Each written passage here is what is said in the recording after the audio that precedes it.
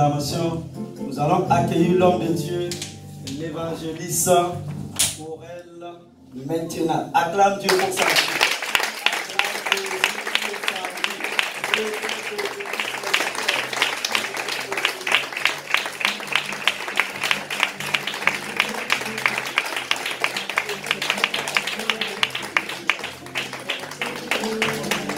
Shalom tout le monde. Ok, ça marche. Comment vous voulez que je passe après Pasteur Rodrigo? C'est impossible. Comment vous voulez que je passe après Israël? C'est juste impossible. Je ne vais pas me mettre à claquer comme ça, je ne sais pas faire. Donc je vais rester moi-même, parce que je ne pourrai jamais faire ce que tu fais. Asseyez-vous, hein, je crois qu'ils peuvent s'asseoir, c'est ça, non? Oui, oui. Bon, je vous ai dit Shalom. Shalom. Ah, ça fait plaisir. Bon, je voulais commencer déjà quand même par vous remercier tous pour votre accueil. Quand je dis tous, c'est vraiment tous. Je vais essayer de me souvenir de quelques noms, mais Josué au platine, Valérie qui est en ce moment en train de filmer, Corinne, Marc, Mathieu, bon voilà, toutes les personnes qu'on a rencontrées ce matin. Merci infiniment de votre accueil. Comment tu t'appelles? Nadevi. Merci beaucoup de jouer de la magnifique musique. Donc aujourd'hui, alors est-ce que vous avez la présentation? Le petit, voilà. Est-ce que tu as le PowerPoint que j'avais envoyé par hasard? Voilà. Donc on va parler d'évangélisation aujourd'hui. Levez la main si vous étiez là le 9 juillet, juste que je me rende compte. D'accord, très bien. Bah, moi je peux faire ça comme ça. Hein. Voilà, donc j'ai pas besoin de... Je vais juste vous faire un petit résumé rapide. Mais en gros on va avancer. La première fois, j'ai utilisé... Voilà, c'est parfait. C'était le 9 juillet, on est le 11 septembre. Alors la première fois, j'ai utilisé la métaphore d'une piscine. Vous savez, quand vous allez à la piscine, quand vous êtes enfant, vous passez d'abord par le pédiluve. C'est ce petit bain où on trempe les pieds. Alors ensuite, on passe au petit bain. En général, on se régale parce que la température de l'eau est agréable.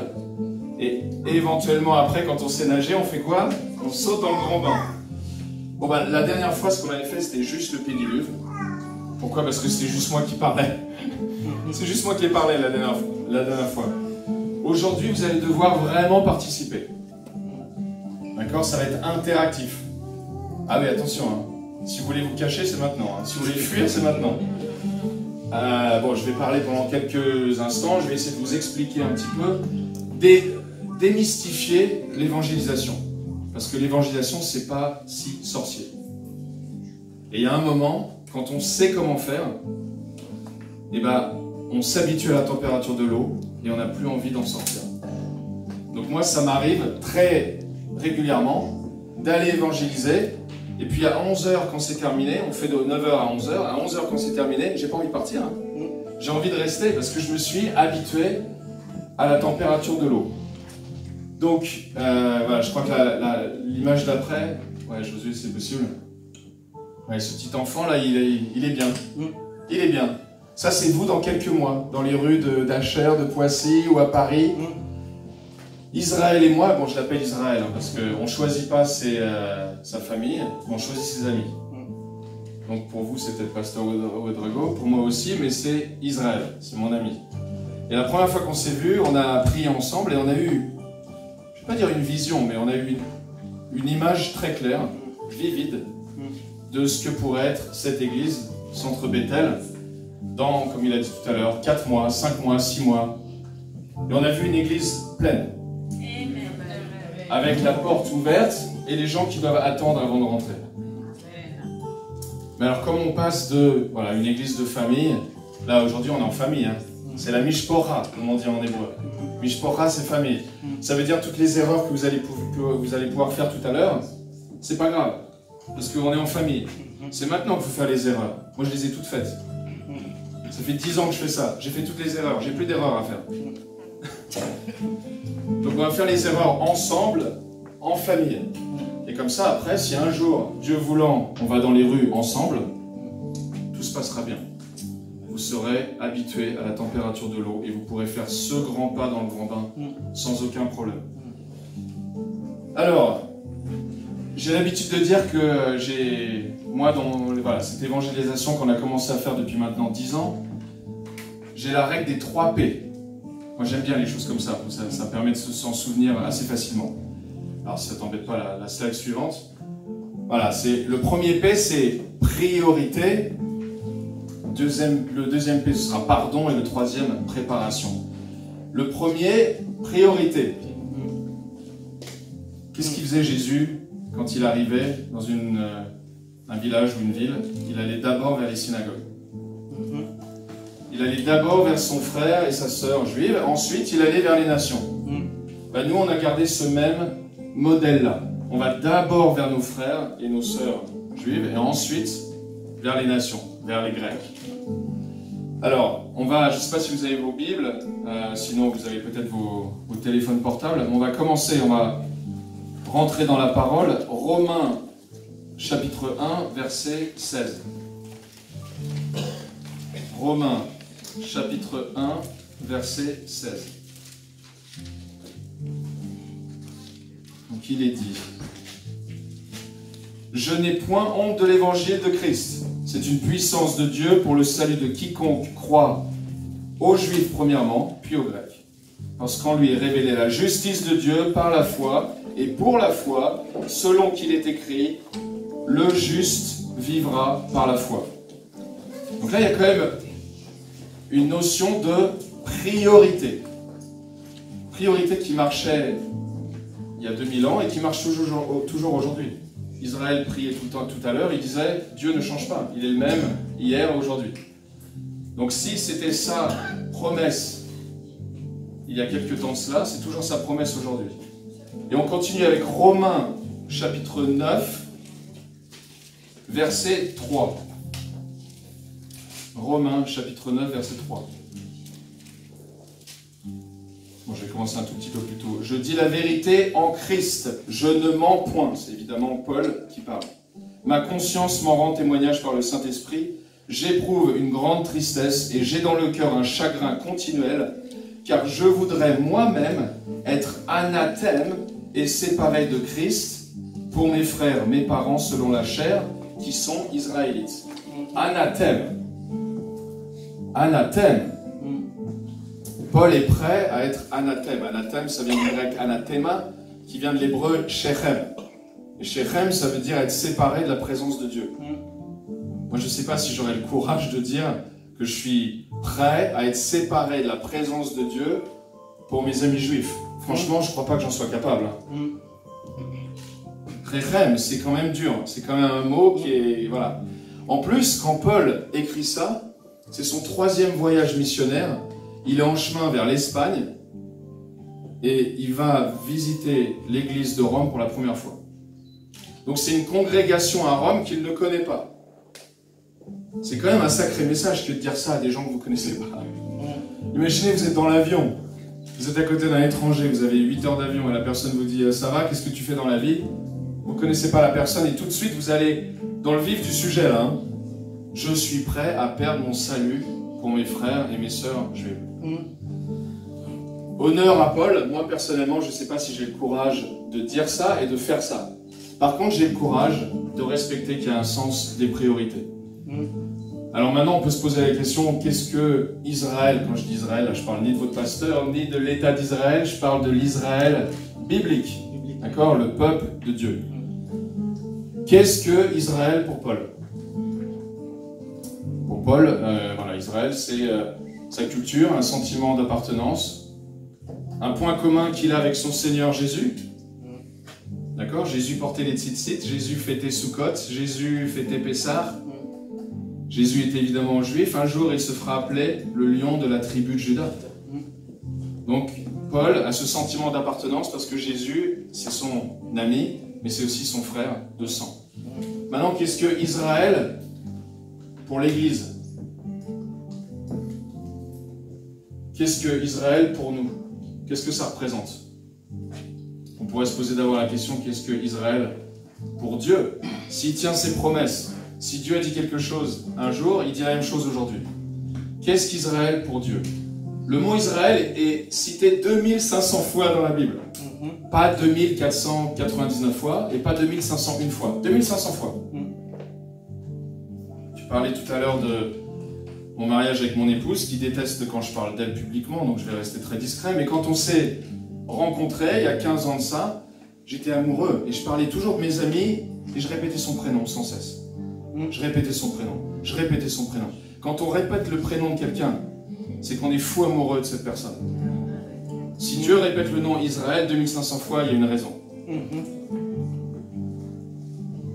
Une autre métaphore que j'aime bien utiliser, c'est Israël est comme, c'est un peu comme l'enfant prodigue dans la Bible. Imaginez, vous êtes parents, vous avez 2 enfants, vous avez un enfant qui respecte toujours les lois, qui a des super bonnes notes, qui est toujours à l'heure, qui s'habille bien, qui prend sa douche, qui se couche à l'heure. Et vous avez un autre enfant qui fait que des bêtises tout le temps. Voilà, vous avez 2 adolescents complètement opposés. On est samedi soir, les 2 sortent. Le premier qui est toujours voilà, dans les règles, à 21 h il rentre. Vous êtes content, mais vous n'êtes pas surpris. Vous êtes content, mais vous n'êtes pas surpris. Quand le deuxième il rentre à 3 h du mat, vous êtes soulagé. Vous êtes soulagé. Parce que vous vous attendez toujours à ce que, voilà, il vous surprenne, et cette fois-ci, il est arrivé, il est quand même rentré, vous êtes soulagé. Le premier-né d'Israël, on le voit dans le Tanakh, dans l'Ancien Testament, il est rebelle hein, quand même. Mais Dieu, ce qu'il a dit avant, il le dit toujours aujourd'hui. Et il l'aimera toujours de la même manière. Il l'aime, cet Israël, il l'aime au-delà des mots. Moi j'ai 2 enfants. J'ai un fils qui s'appelle Élie et une fille qui s'appelle Abigail, vous les avez rencontrés tout à l'heure. Et Élie, c'est mon premier-né. Et Abigail, c'est ma deuxième. Abigail, en hébreu, ça veut dire la joie du Père. Je peux vous dire que quand je voyage, quand je suis en Angleterre, mes 2 enfants me manquent de la même manière, évidemment. Abigail, elle me manque, c'est la joie du Père. Mais ça n'enlèvera jamais le fait que Élie est mon premier-né. Nous sommes l'Église de Dieu. Dieu nous aime au-delà des mots. Il n'y aurait pas assez de mots pour exprimer l'amour qu'il a pour son Église, pour nous. Mais ça n'enlèvera jamais le fait que Israël est son premier-né. Voilà ce que représente Israël pour Dieu. Donc, on doit respecter cette priorité. Et je viens ici avec 10 ans d'expérience. Je l'ai fait et j'ai vu la différence. Depuis qu'on priorise comme ça ce peuple de Dieu, on a vu un fruit incroyable. Donc, le jour où on fera ça ensemble, on respectera cette règle. Josué ne s'attendait pas le deuxième mot, pardon. Alors là, c'est un verset rapide. Jean 13, vous le connaissez tous. 35. À ceux-ci tous connaîtront que vous êtes mes disciples si vous avez de l'amour les uns pour les autres. Alors là, c'est la règle d'or. Hein. Je ne sais pas ce qui se passe dans cette église et j'ai envie de dire, je ne veux pas savoir. Mais s'il y a la moindre dispute, la moindre tension, la moindre frustration, tout devra être réglé avant qu'on sorte dans les rues. On ne peut pas sortir dans les rues si on a dans son cœur de la colère ou de la haine pour son frère. Ou même si on a envie de traiter son frère de raka. C'est pas possible. Il faut aller voir ce frère ou cette sœur, demander pardon. Juste avant de partir. Dans les rues. Sinon, vous pouvez y aller. Hein.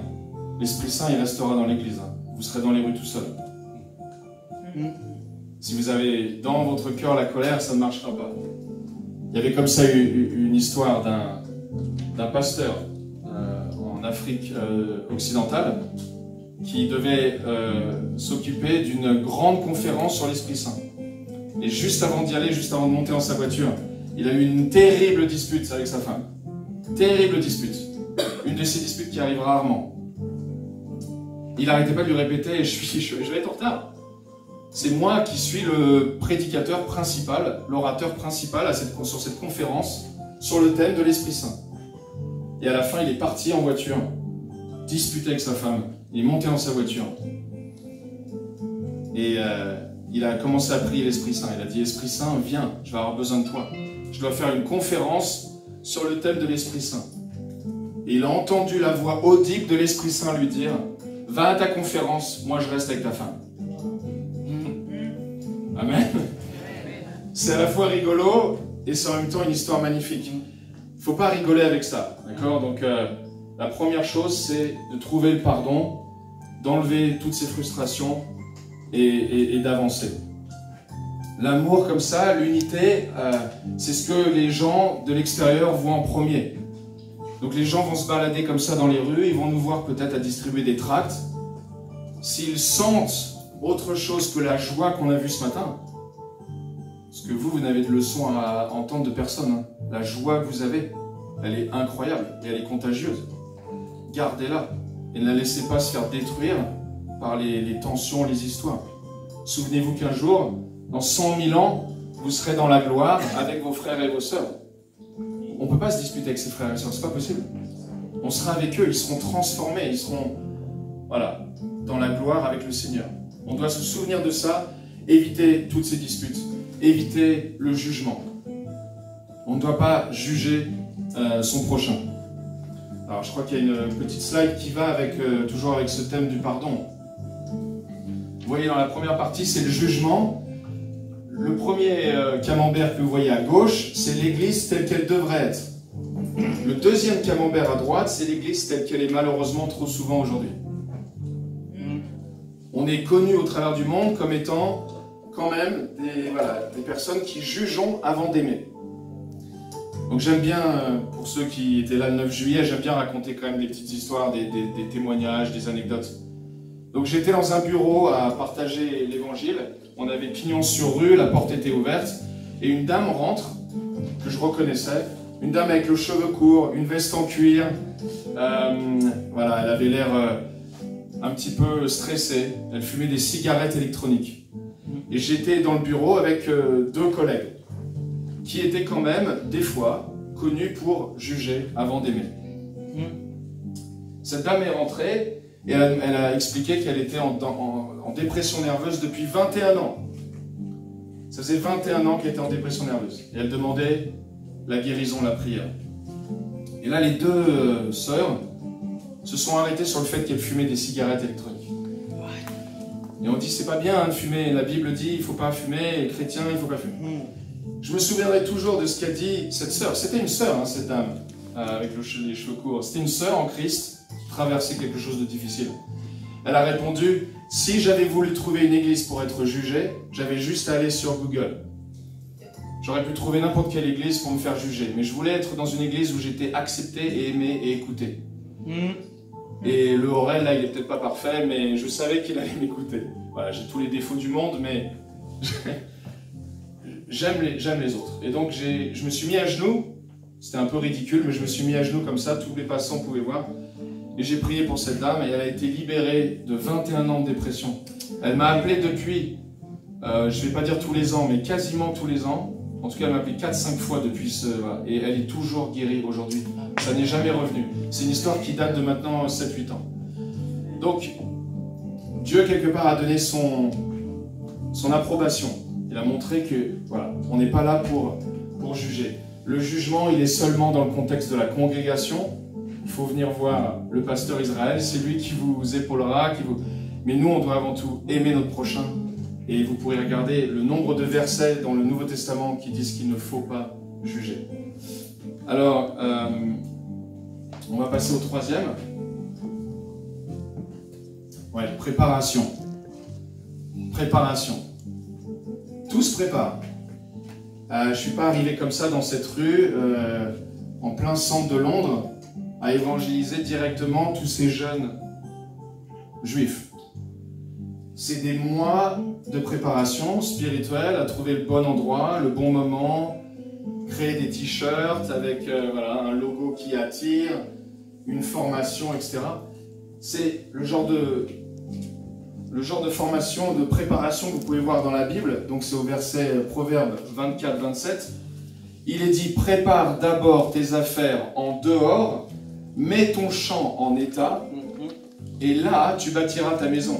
Tu bâtis pas la maison comme ça, on ne sort pas dans les rues pour évangéliser comme ça à l'improviste. Il y a tout un travail de préparation avant. Ce verset il est important, il montre l'ordre des choses. On prépare d'abord ses affaires. D'accord? C'est le pardon ça. Préparer ses affaires, ça veut dire on va voir les frères et sœurs. C'est ce qu'on a vu dans le deuxième point. Et on met son champ en état.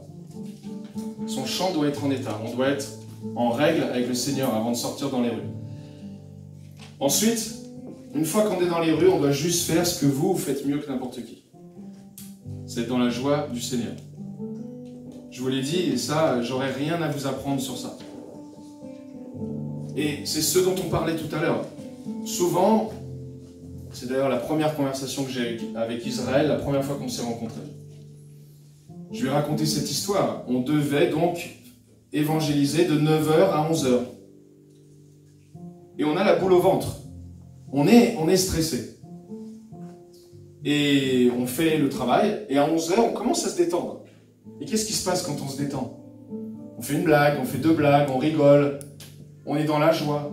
Et là, au moment où l'évangélisation était terminée, c'est ce moment-là, une petite dame est venue, comme ça, elle me dit, monsieur, c'est rigolo ce que vous avez dit avec votre collègue, elle a commencé à participer, une autre dame est venue, un monsieur est venu, et le gros de l'évangélisation, on l'a eu quand c'était fini. Parce qu'on était détendu, on était relax, on était dans la joie. Et donc mon collègue et moi, on a commencé à créer cette nouvelle manière d'évangéliser. Et c'est ça qui a fait qu'on a pris contact la première fois. Ça veut dire que quand vous venez, vous êtes préparé. La préparation, elle est faite déjà. Vous avez déjà tout fait. Et vous arrivez dans les rues, vous avez juste à être vous-même. Donc, Israël peut être lui-même. Moi, je ne vais pas m'amuser à faire du Israël parce que je ne pourrais pas. Et chacun est dans son rôle. Chacun est dans son rôle. Et vous serez utilisé selon vos dons à chacun. Donc ça, c'est pour la troisième partie.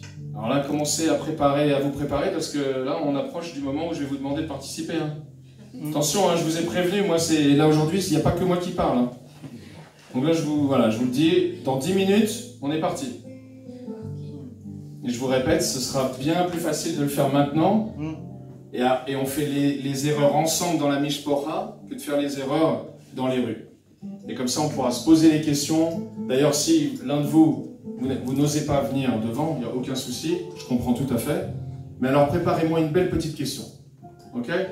Ceux qui ne veulent pas venir, vous préparez une belle petite question sur le thème de l'évangélisation. Et comme ça, on va apprendre plein de choses ensemble.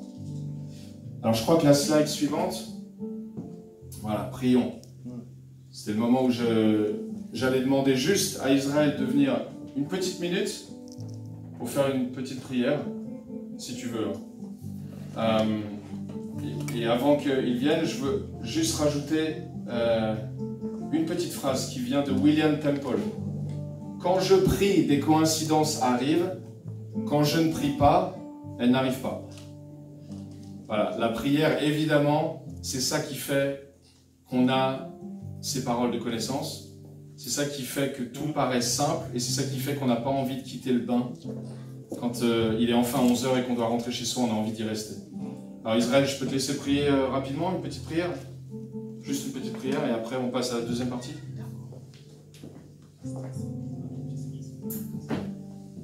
Alléluia, alléluia.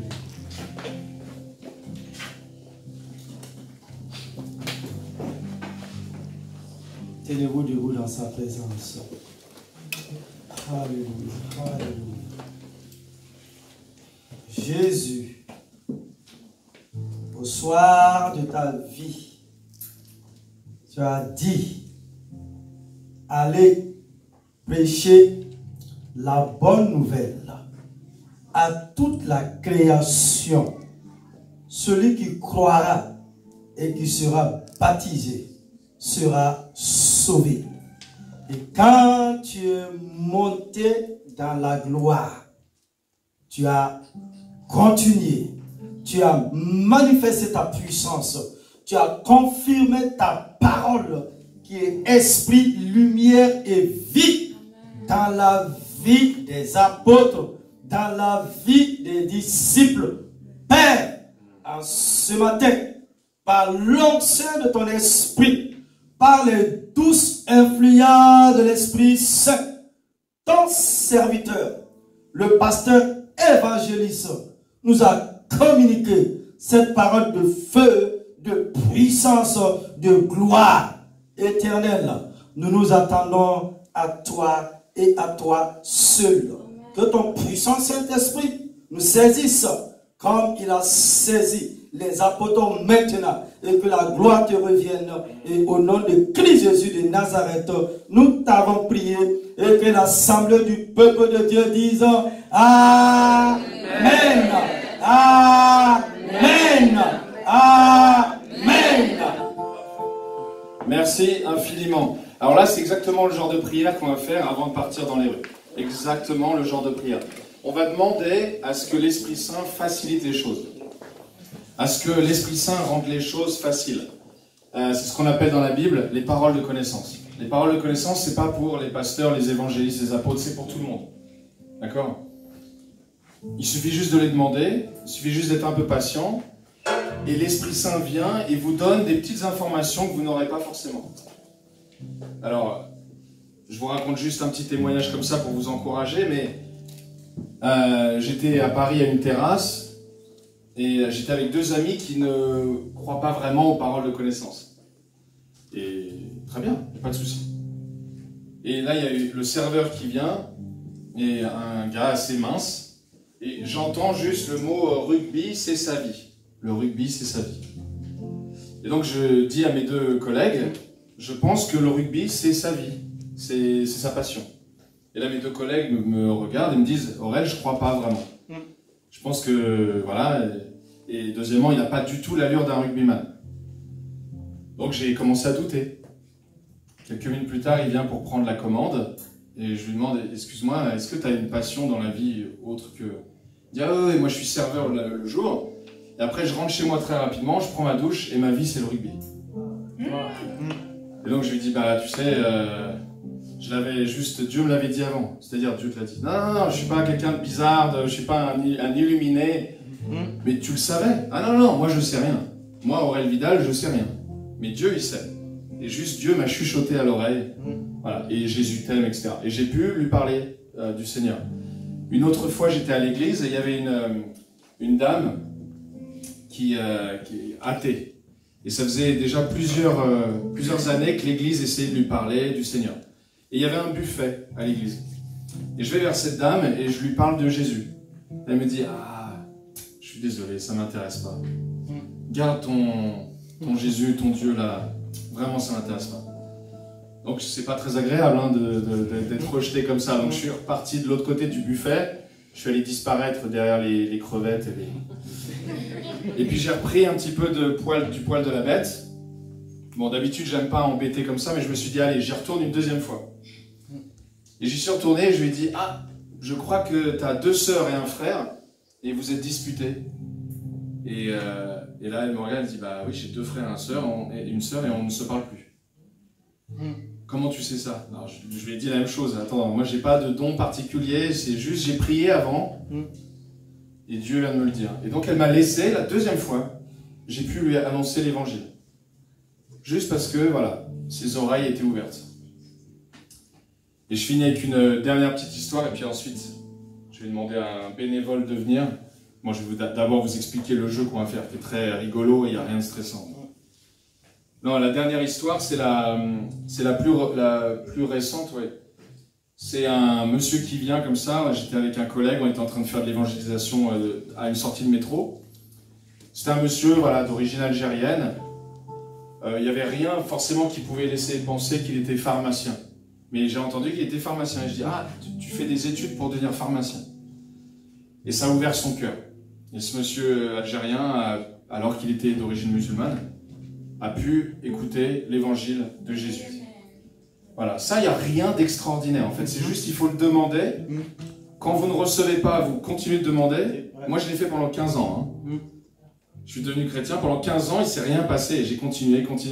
Et un jour, quand Dieu l'a décidé, il m'a donné, voilà, mais il va donner des dons différents à chacun. Là, on avait des personnes qui nous dirigeaient dans la louange. C'est un don de Dieu qui est extraordinaire. D'accord? Il y en a qui s'occupent de l'accueil ici. Tous les dons de Dieu sont tous au même niveau, ils sont extraordinaires. Mais les paroles de connaissance peuvent vraiment aider dans la rue. Allez, on en vient au petit jeu. Donc là, j'ai un petit sac avec des petits... avec les noms de personnes. Moi, je vais rentrer dans la peau d'une personne. Moi, je vais être la personne que vous allez rencontrer dans la rue. Donc vous devez juste jouer vous-même. D'accord? Vous venez et on est dans ce contexte, on est dans les rues. D'accord? Là, il ne faut pas avoir peur. pas être gêné, on est ensemble, moi je vais pas vous manger. Je fais ça depuis des années, j'ai jamais mangé personne. En général, on rigole bien. Voilà, j'ai appelé ça, on teste ça en famille. Ah oui, c'est toi, hein. On teste ça en famille, on est en famille, c'est le moment de tester, de faire les erreurs ensemble. Alors par contre, pour les courageux, vous prenez vous choisissez un petit papier rouge, et pour les moins courageux, un papier vert. Le papier vert, j'appelle ça le papier parole de connaissance. Ça veut dire que moi, je vais regarder le personnage dans lequel je vais rentrer, mais je vais vous passer le nom aussi. Vous allez pouvoir voir qui je suis. D'accord? Donc je vous donne un exemple. Je suis Monsieur Cohen, juif, notaire juif de Paris. D'accord? Si vous venez devant, vous êtes courageux, vous prenez le papier, vous ne saurez pas qui je suis. Donc vous allez devoir, dans les 2 premières minutes, essayer de comprendre un petit peu qui je suis, en posant des questions simples. Excusez-moi monsieur, je travaille pour l'église, voilà. Est-ce que je pouvais juste vous poser 2 questions en 3 secondes? Je vous embête pas, juste une petite question rapide. Et vous posez une question, vous entamez la conversation comme ça. Si par contre, vous avez vraiment envie de vous aider, vous prenez le papier vert, et là vous saurez à qui vous parlez. Donc peut-être que ça pourra vous aider dans votre manière de débuter la conversation. Nous, quand on fera ça, donc Dieu voulant, on a dit, à un moment en 2023, où je vais m'occuper de vous, je serai là comme un grand frère, pour que ce soit relax et que personne ne stresse. Quand je viendrai avec vous dans les rues, vous verrez, ça se passe bien, et on aura un panneau qu'on met dans la rue comme ça, avec marqué « Qui peut amener la paix dans le monde ?» C'est un système qu'on a commencé, qu'on a testé depuis 10 ans, qui marche extrêmement bien. Et donc vous venez, vous dites à la personne, excusez-moi, à votre avis, qui pourrait amener la paix dans le monde? Donc les gens vont dire Donald Trump, Biden, le pape, vous voyez ce que je veux dire? Macron, le vaccin, voilà. Tout est son contraire. Tout est son contraire. Puis à la fin, en général, les gens très gentiment disent « Et vous, au fait ?» Et là, tout naturellement, vous partagez voilà, le fait que le seul qui peut amener la paix durable dans le cœur, c'est Jésus. Parce que même si demain, il n'y a plus de conflit armé, il n'y a plus de guerre sur Terre, même si demain la guerre en Ukraine s'arrête, toutes les guerres s'arrêtent, le cœur de l'homme sera toujours en guerre. Il y aura toujours un frère qui voudra la voiture de son frère, la femme de son copain. Ça, c'est la guerre que Jésus vient terminer une fois pour toutes. Il vient amener la paix dans le cœur de l'homme, un homme à la fois. Et c'est pour ça qu'on doit faire l'évangélisation. On ne pourra pas arrêter les conflits armés, mais on pourra arrêter la guerre dans le cœur de l'homme, une personne à la fois. Ok? Alors là, j'en viens à la grande question. Je demande un bénévole. S'il n'y a pas de bénévole, vous inquiétez pas, vous me posez une question et on attend la fois d'après. Au bout d'un moment, je commence à désigner des bénévoles, hein, par contre. Hein. Attention, hein. Vous avez quoi, 5-10 minutes hein, après, parce qu'après, dans les rues, il faudra y aller un moment. Hein. Un moment, il faudra se jeter à l'eau. Allez, est-ce que j'ai un bénévole là? Bon, si j'ai pas de bénévole pour le premier coup... Ah oui, mais là, c'est l'évangéliste. Allez, on l'applaudit. Est-ce qu'on peut l'applaudir? Le premier, c'est toujours le plus dur, parce que vous allez voir que c'est pas bien méchant ce qu'on fait. Mais là, lui, il est courageux, et c'est évidemment l'évangéliste de l'église. Alors, tu m'as dit Anderson. Alors, tu veux un petit vert ou un petit rouge? Rouge, oh là là, on l'applaudit doublement.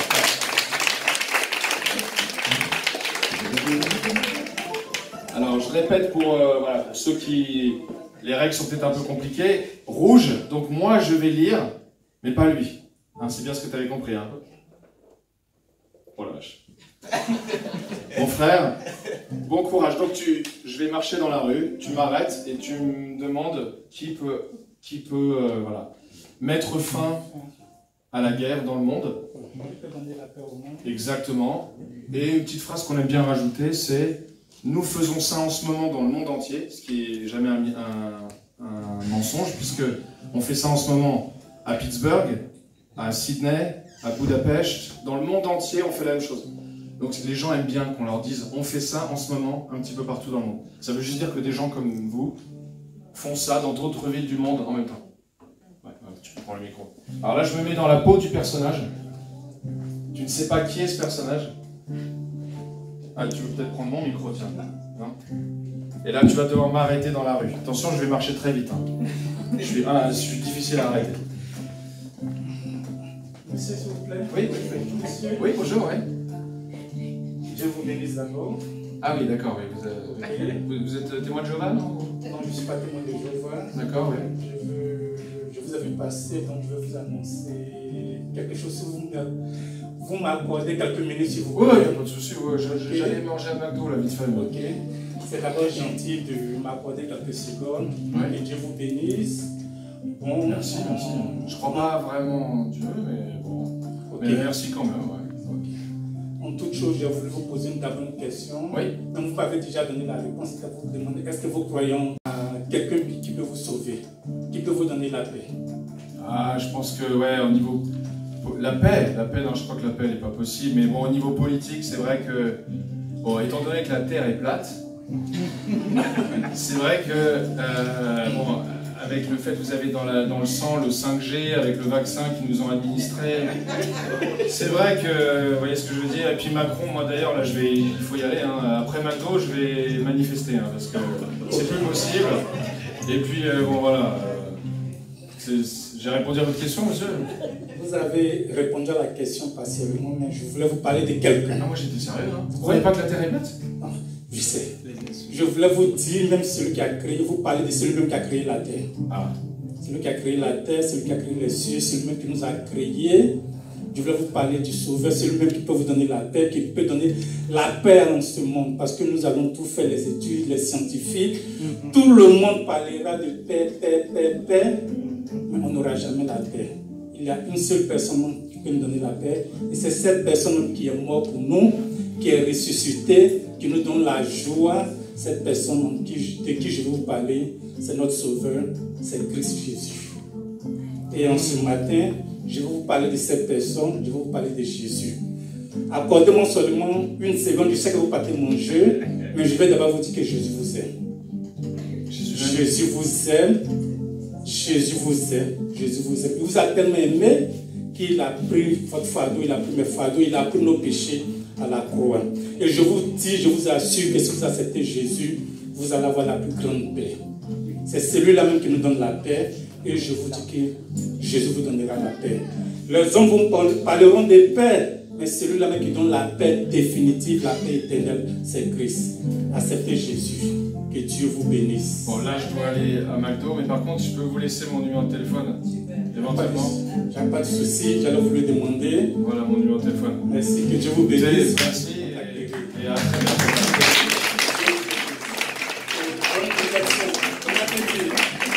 Tu vas prendre la relève. C'est lui qui va faire le reste de la formation. Et on l'applaudit vraiment parce que c'est pas facile.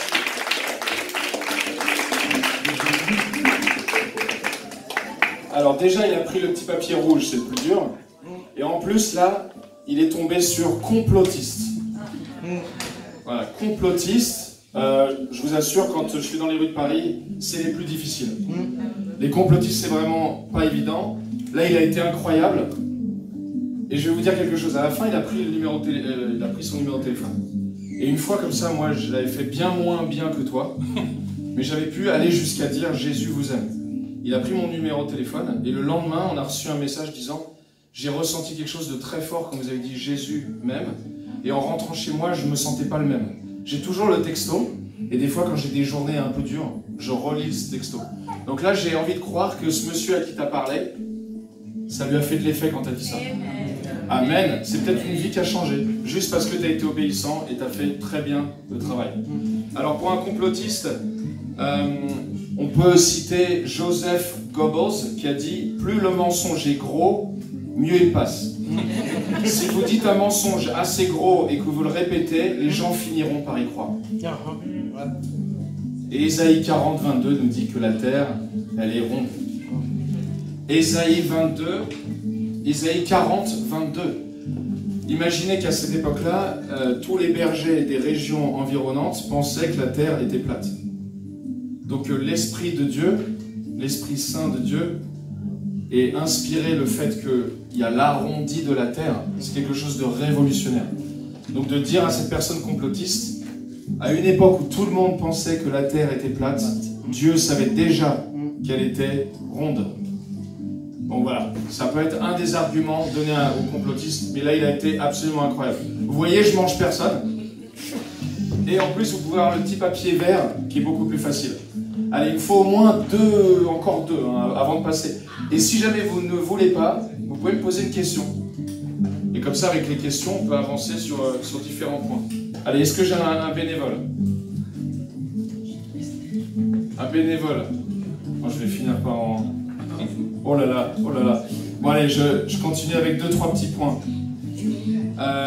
Une des règles, il faut éviter le christianisme. Le christianisme, c'est la langue que parlent seuls les chrétiens. Il n'y a que nous qui la parlons. Il n'y a que nous qui la comprenons. Là, notre frère a fait du bon boulot. Il n'est pas parti trop dans le christianisme.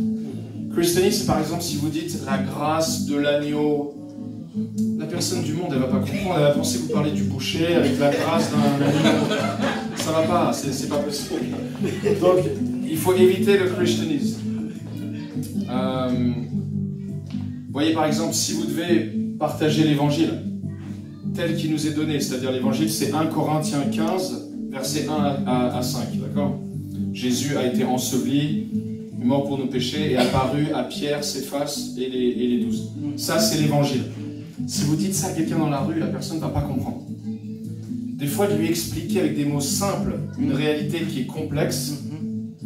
Une graine, par exemple, une graine. Au niveau biologique, la graine, elle est morte. Je ne sais pas si vous le saviez ça. Une graine, c'est biologiquement mort. Quand vous la plantez, au bout d'un certain temps, naît une plante nouvelle. Comment quelque chose de mort peut donner une plante en plus différente? Est-ce que Dieu n'a pas dit que nous, on serait glorifiés? On aurait un nouveau corps. On va être des êtres nouveaux. On a été renouvelés. D'une graine morte vient une plante. Ou alors vous avez l'histoire du feu de forêt, avec ce pompier qui trouve une carcasse d'oiseau, complètement calcinée, carbonisée, noire. Et il prend un bout de bois, ce pompier américain, et il met un petit coup de bout de bois sur l'aile de l'oiseau. Et sous l'aile de l'oiseau, 3 petits oisillons. La mère s'était sacrifiée pour sauver ces petits oisillons. La mère a donné sa vie pour qu'ils ne soient pas consumés par les flammes. Voilà des manières simples, par la nature, la création, d'expliquer quelque chose de complexe qu'est l'évangile. Est-ce qu'il y a un bénévole ou toujours pas? Ou une question? Non, pas de question, pas de bénévole. Alors on continue. Pas insister. Il faut être là pour bénir la communauté. Alors là, vous arrêtez quelqu'un dans la rue, la personne vous dit ça ne m'intéresse pas. Elle vous répète 4 fois ça ne m'intéresse pas. Luc 10. Luc 10. Vous essuyez vos chaussures et vous passez votre chemin, vous allez vers quelqu'un d'autre. Luc 10 dit, allez chez l'habitant, si c'est un fils de paix, guérissez les malades, annoncez l'évangile.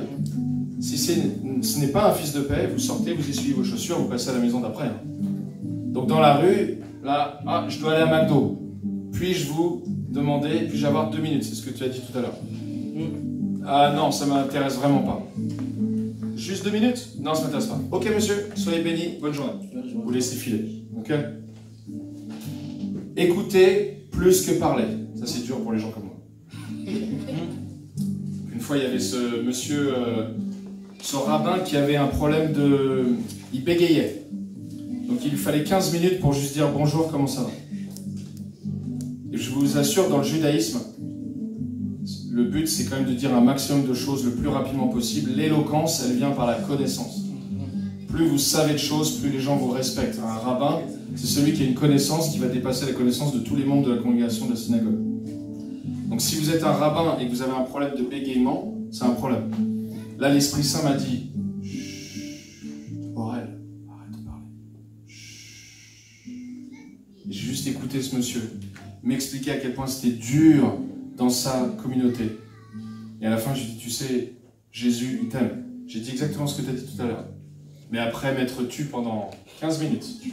Voilà, donc il y a des moments où c'est important d'écouter plutôt que de parler.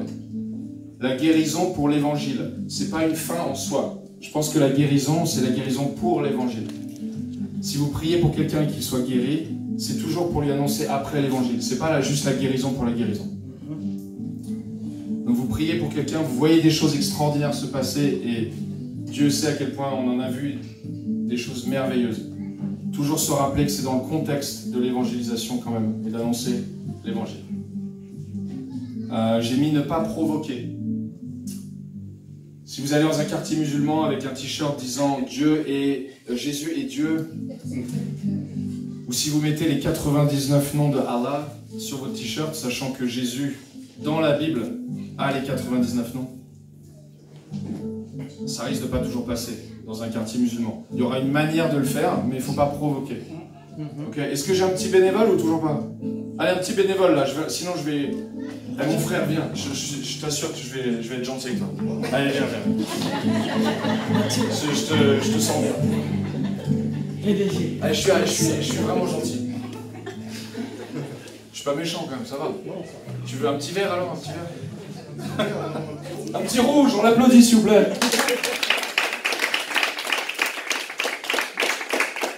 Je vais essayer d'en prendre un facile. En plus, j'ai pas été cool parce que... Alors, on va voir si c'est un facile ou pas. Ok, très bien. Yes. Allez. Ah oui, pardon, désolé. Le micro. Prends-le vite avant qu'elle file, parce que là, elle est déjà en train de partir. Bon, elle va dans l'autre sens, ok. Faut que tu m'arrêtes, hein, sinon je vais t'en envoyer trop, moi. Excusez-moi, monsieur. Oui, c'est madame. Bonjour, madame. Ouais, bonjour. Est-ce que vous avez un instant à m'accorder? Oui, il n'y a pas de souci, oui. J'ai une bonne nouvelle à vous annoncer. Ah oui, le micro. Ah, j'ai gagné au loto? Une très bonne nouvelle à vous annoncer. Yes. J'ai gagné au loto? Encore mieux que le loto. Oh oui. Yes. Parce que je ne sais pas si vous pouvez me dire qui peut apporter la paix pour tout le monde. Il n'y a que la Vierge Marie. Que la Vierge Marie? Que la Vierge Marie. Ben, vous savez que la Vierge Marie a donné un enfant. Oui, le petit Jésus. Le petit Jésus. Mais le petit Jésus, il a grandi entre temps. Oui. Applaudissez-le. C'est que vous savez que la Vierge Marie a eu un enfant sans connaître un homme.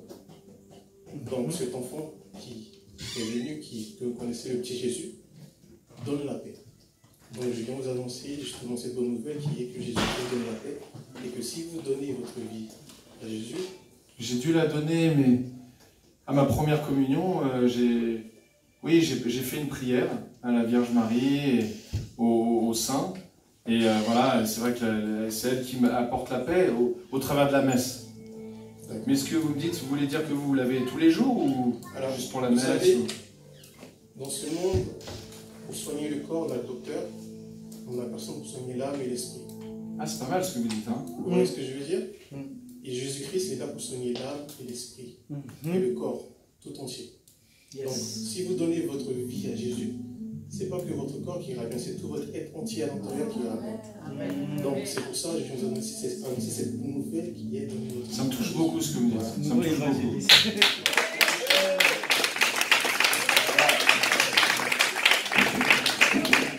Là, on peut vraiment l'applaudir parce que je vous dis, après 10 ans d'expérience,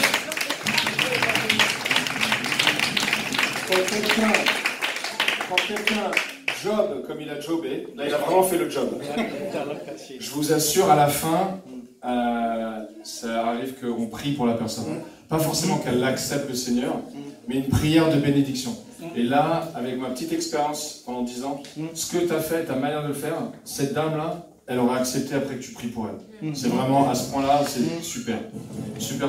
Est-ce que quelqu'un a encouragé pour prendre le micro direct et faire le dernier? C'est le dernier, après je vous laisse tranquille. Bon, ouais, je vous laisse encore 2 minutes. Merci beaucoup. Tu peux reposer, ça t'aurait pas, tu peux laisser. Allez, on finit avec mes petits points. J'ai mis homme-femme. C'est sûr que c'est toujours bien quand même. Moi, je m'occupe essentiellement de l'évangélisation quand même des hommes. Ça veut dire si dans mon équipe il y a une femme avec moi et que je vois un groupe de femmes arriver, c'est les femmes qui vont s'occuper des femmes. Voilà. Des fois, on n'a pas le luxe de faire ça. Ah, il est en train de recruter, hein, Israël. Il est bon. Bon, là, j'étais en train d'expliquer que c'est voilà, un homme avec une femme. Ça veut dire un homme chrétien avec une sœur chrétienne. C'est quand même idéal parce que vous pouvez vous adapter à toutes les situations. C'est du 4-4. Des fois, un homme, vous êtes quand même dans la rue, c'est public, c'est pas méchant de parler à une femme, évidemment. Mais si elle commence à vous parler de choses intimes, des choses qui sont du domaine du féminin, il vaut mieux aller chercher la sœur, évidemment. Mais ça, je vous fais confiance, vous avez la sagesse et le discernement pour ça. Ah oui, je voulais vous apprendre la règle du métro, la règle des moutons, elle est incroyable. À 10 ans, je peux vous assurer, ça marche à chaque fois. Vous avez des tracts, parce que des fois on a des tracts aussi, qui annoncent l'évangile. Vous vous positionnez à la sortie d'un métro. Les gens sortent. Il y a une quinzaine de personnes sur l'escalator, d'accord? Si vous donnez le premier tract à la première personne, et que la première personne n'accepte pas le tract, ça ne sert à rien de le donner aux autres. 15 personnes de suite vont le refuser. Si la première personne refuse le tract, vous prenez le tract qu'elle a refusé, vous le mettez en bas de la pile, parce que celui-là, de toute façon, personne ne le prendra. Et vous faites en général, moi je fais un petit tour comme ça. Je fais un petit tour, j'abandonne pendant 2 secondes, et je reviens après, 15 secondes plus tard. Si la première personne prend le tract, les 15 autres vont le prendre. C'est triste, mais c'est comme ça. Les gens, je ne vais pas dire les gens sont des moutons parce que ce serait pas gentil, mais les gens font vraiment tous ce que font la première personne. Voilà, donc dites un cordial bonjour, la première personne qui sort, bonjour. Parce que là, ah, oh, monsieur, oui, ok, je prends le tract, et là les 15 après vont le prendre. Alors, est-ce que j'ai mon bénévole pour le dernier là? De toute façon, après, je vais nommer encore. Et moi, je suis courtois, je nomme que des hommes. Là, mon ami chanteur de tout à l'heure. Ah oui, t'as une voix magnifique, allez!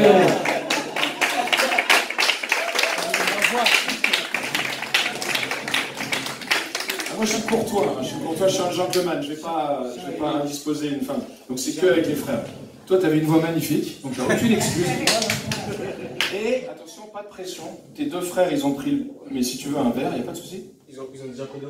Tout le monde a pris un rouge, mais tu peux prendre un verre. Tu prends un verre, voilà, pour changer.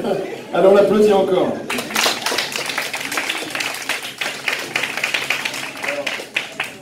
Donc, je te répète la règle, je le lis, et toi, tu le lis, et on te laisse 10 secondes pour te préparer un petit peu. Tu vas savoir qui je suis. Donc, tu vas peut-être pouvoir... Alors, on va pas refaire celui-ci, parce que j'en avais fait en double vert et rouge. Je t'en donne un autre. Ok.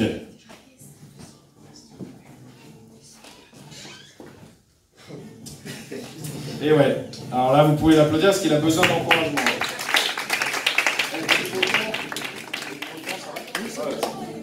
Alors, on finit avec celui-ci. Allez, t'es prêt à m'arrêter dans la rue? Bonjour, monsieur. Oui, bonjour, oui. Excusez-moi, vous avez 2 secondes? Oui, c'est pourquoi? Est-ce que vous vendez quelque chose? Non, je vends rien. Non. Je vous propose peut-être l'affaire de votre vie. L'affaire de ma vie? Je ne vends pas, mais je vous propose l'affaire de votre vie. Ah ouais, je suis preneur. Vous vendez quoi? Des aspirateurs? Non, pas un aspirateur. Peut-être un aspirateur qui va expliquer tous vos péchés.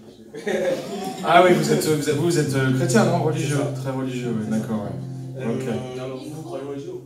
Non, absolument pas, non. Je suis vraiment athée, ouais. Il n'y a pas de Dieu, ouais. C'est quoi votre nom? Je m'appelle David. David. Oui, Jordan. Enchanté. Jordan, vous? Ouais. D'accord. Je vous ai pas demandé parce que je suis athée, je suis pas très aimable et donc je demande pas en fait. Non, mais c'est pas une question d'être croyant ou pas. C'est juste la bonne éducation. Oui.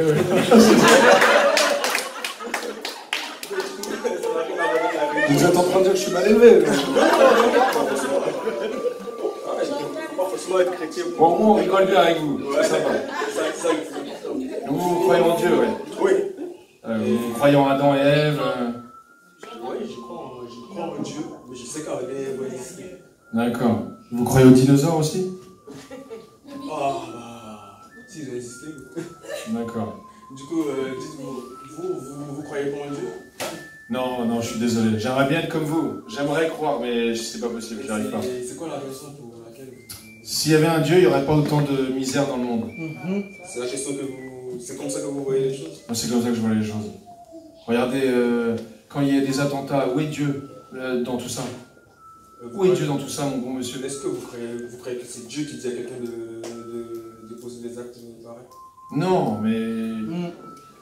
Oui, je vois ce que vous voulez dire, c'est une bonne question. Mais quand même, où est Dieu dans tout ça? Non, mais vous croyez que c'est Dieu qui... Dieu peut dire à quelqu'un, vas-y, fais ça ou... Non, parce que moi je crois pas en Dieu. Mais je dirais qu'il n'est pas là, mais... Ça me fait quand même réfléchir ce que vous dites. Oui ou non? Oui ou non? C'est ce que j'attends. Alors je vais dire non. Non. Donc si quelqu'un volontairement il pose ce genre d'actes, c'est parce que son cœur est pas bon. Donc c'est le cœur, c'est le cœur le Si tu as problème. l'amour pour ton prochain, tu vas pas poser ce genre d'actes. Donc c'est le cœur qui est le problème. Et qu'est-ce que vous pouvez faire pour mon cœur? Moi j'ai rien fait de mal. Hein. Moi j'ai jamais trompé ma femme. Je vais au travail tous les... Voilà, j'ai pas besoin de... Ça va, hein, j'ai jamais fait de mal. Ça c'est... Je pêche pas comme ça, je suis pas un pêcheur. D'accord, je comprends. Mais c'est le premier volet en fait, si vous voulez. Poser juste de bons actes, c'est pas ce qui va vous assurer vraiment, comment je veux dire, qui va vous garantir peut-être la vie éternelle, ou qui va vous garantir que tous les jours vous serez bon en fait. Parce qu'il suffit que vous pique et vous aurez notre réaction. Alors que en Dieu, vous avez le véritable amour. Celui-là l'amour qui cherche qu'à recevoir, mais bon, pardon, qui donne, mais sans recevoir. Qui donne, comme vous donnez là. Est-ce que vous donnez de votre temps, vous êtes bénévole? Je dirais pas bénévole, je dirais que je suis esclave de Dieu. C'est D'accord, ok. Et donc là, vous travaillez, vous faites ça parce que vous le ressentez dans votre cœur. Je le fais parce que je dois le faire. D'accord. Mais vous avez envie de le faire? Oui, très envie. Vous êtes content de passer du moment avec moi? Parce que Dieu, je ne sais pas s'il existe, je ne sais pas s'il m'aime. Ah, c'est il existe. Mais il m'aime pas par contre. Ah, si. Parce que je suis mal élevé. Si. Non, même pas. Même si vous étiez mal élevé, il allait vous aimer. Parce que c'est pas quelqu'un qui juge vos actes, mais il vous aime avant que vous soyez né.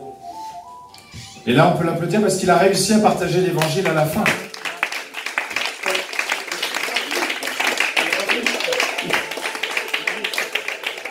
Il dit, j'ai pas fini.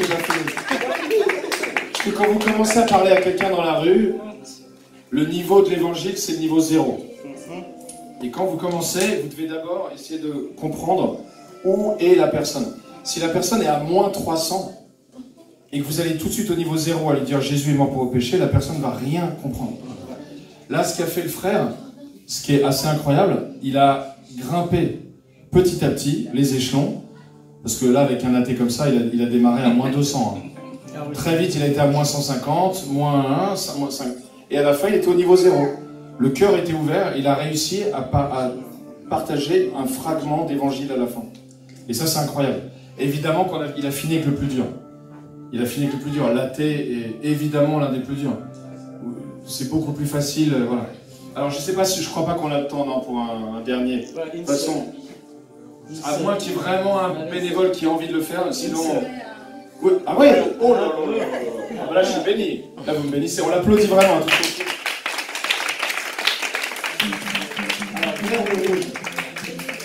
c'est moi qui décide. Allez, vert. Vert. Alors là, je regarde et tu regardes. Et après, on s'arrête avec celui-ci. Ah ouais, ok. Là, ça va être pas mal. Je te laisse une petite minute pour te préparer. Juste pour revenir une toute petite seconde avec le frère qui parlait à un athée, j'aime bien moi utiliser la métaphore de Florence. Musée à Florence, tu vas voir la statue de David de Michelangelo, et il y a les abdomens, tous les groupes musculaires qui sont au bon endroit, les proportions sont parfaites, le design est parfait. Et là en fait l'athée c'est comme quelqu'un qui irait à Florence, il verrait la statue, il dirait d'accord. C'est le vent et la poussière, pendant des années, qui sur le bloc de glaise, ça a fait une statue comme ça. Être athée et croire que tout ce qu'on a autour de nous, toute la création et le hasard, c'est aussi, je ne vais pas dire stupide parce que ce serait un manque de respect, mais c'est aussi simplet que de dire que la statue du David de Michelangelo est apparue par hasard avec le vent qui souffle sur un bloc de glaise. Et comme par hasard, les biceps sont au bon endroit, les muscles dorsaux sont au bon endroit, tout est au bon endroit. C'est juste pas possible. Voilà. C'est un des arguments avec les athées. Et là, on est parti pour le deuxième.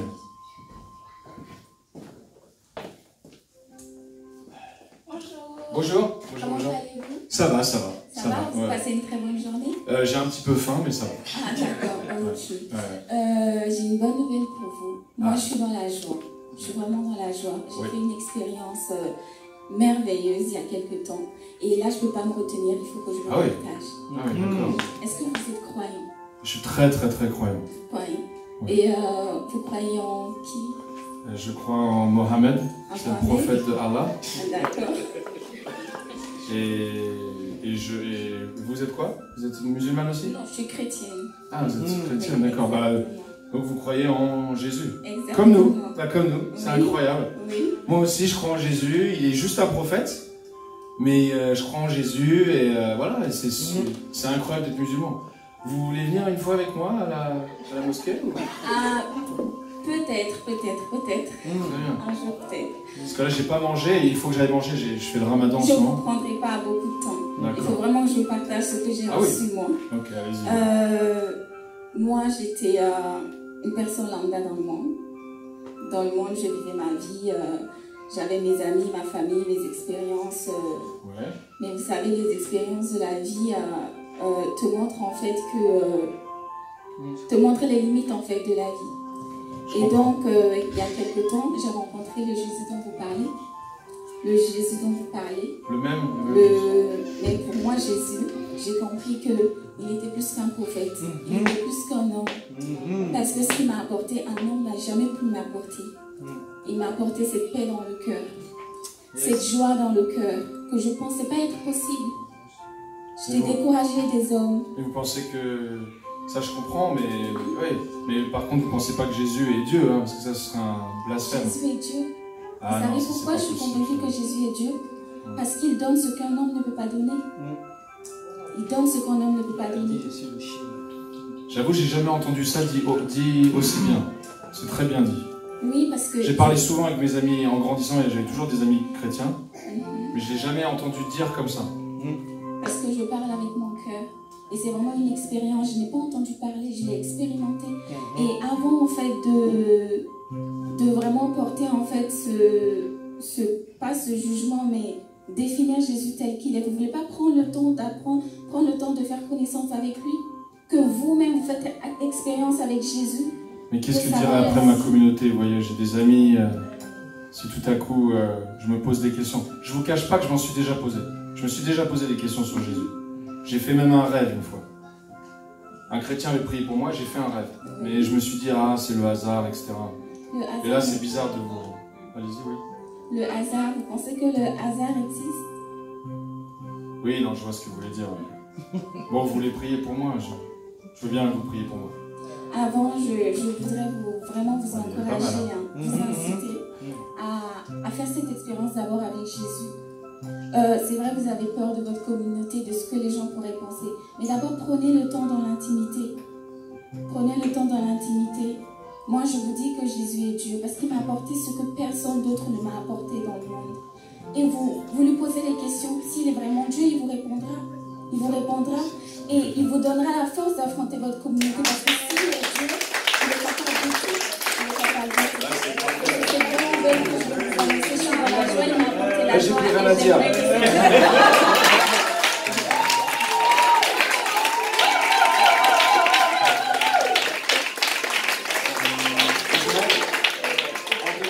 Elle fera toute la campagne et moi j'irai jouer au golf. Alors là, on a fini en beauté. Hein. On peut applaudir les 4 qui...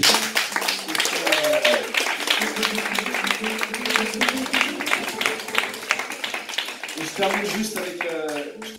Voilà les amis, et je crois que je vais peut-être faire une courte prière pour terminer, qui ne sera pas aussi puissante que la prière d'Israël, je vous préviens.